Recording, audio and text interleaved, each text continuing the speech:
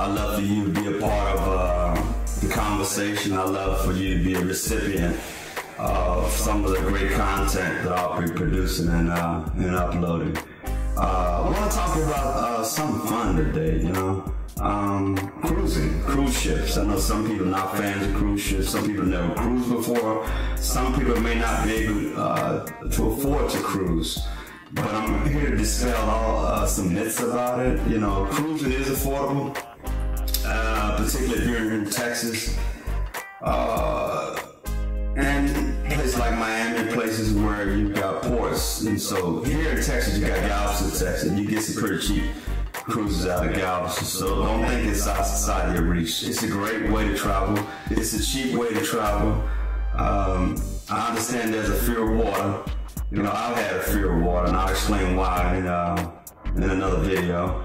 But it's a great way to travel, and the safety.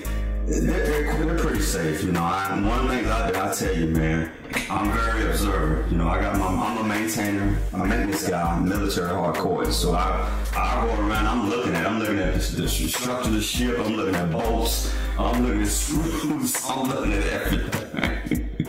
I'm looking at everything, because we're in the middle of the ocean, and you know what I'm saying? If this screw is supposed to hold this boat together, then I'm going to keep my eye on this screw.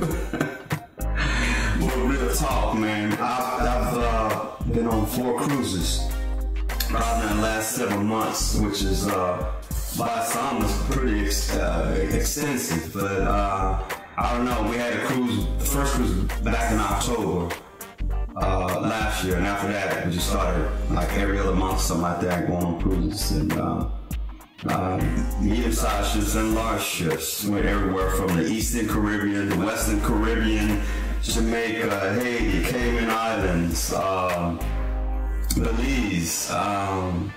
Man, we even went up towards where the Titanic was sunk, up the East Coast, northern of New York, up near Canada, Nova Scotia, and all that up there. And so have a couple other trips planned this year. Have international cruise trips. So next month, flying to Rome to hop on a cruise ship, cruise around the Mediterranean, Greek islands, man, check that out.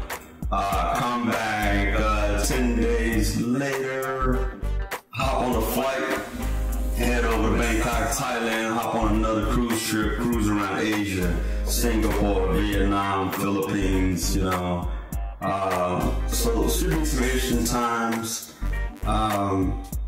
Yeah, if you never cruised before, I would certainly say look into it. You know, even group cruises, sometimes you get a discount when you know, a number of y'all get in on a cruise with some of the travel agencies, or you go direct to the cruise line yourself if you want. And so we take this goes straight to the cruise line, cut out the middleman. You know what I'm saying? I mean, we know how to negotiate. And so. But yeah, take advantage of it, you know, look into it. Royal Caribbean, Norwegian, Carnival Cruises, Disney Cruises, Princess Cruises, MSC. There's a whole bunch of cruise lines out there. Everything from your gutter wretched cruise to your high-end. Literally, there's a cruise out there where they're getting ready to launch soon, where you cruise for 3 years. 3 years, y'all. You just went from country to country for 3 years. Imagine waking up every day or every other day in another country. Can you imagine?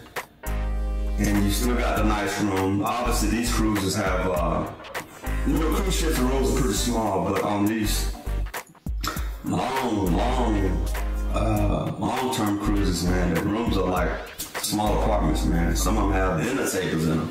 You know what I'm saying? They're gonna be pricey.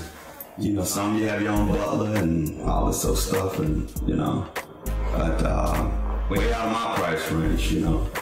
But they also have cruises, 6-month cruises. They got 1-year cruises. I mean, and it's not like you're gonna be stuck on the boat the whole time. You'll be getting off at different ports, different cities, visit different cities. And if something happens, you can actually leave. Let's say if you're on a 1-year cruise and you're cruising around, you have an emergency or something, you can wherever the next port is, hop on the flight, get back to your emergency. Look at the schedule, find out where the cruise ship is gonna be next, or in the future, whatever. Get on the flight and get back on your cruise and continue your destination. So, just a little something I thought I'd share with you, something I learned. But cruising is a great way to travel.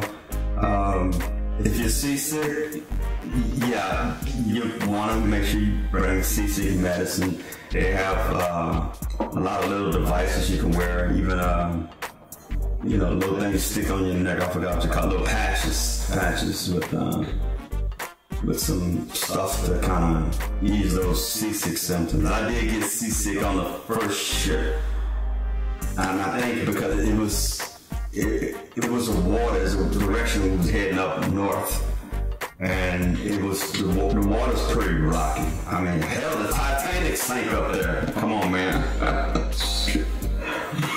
Didn't mean to curse, but yeah, the Titanic sank up there. I mean, rough water, man. It was a good cruise, interesting cruise. Would I do it again? No, not in that area. That's just not one of my favorite destination points. That part of the States or the world, for that matter. You know what I'm saying?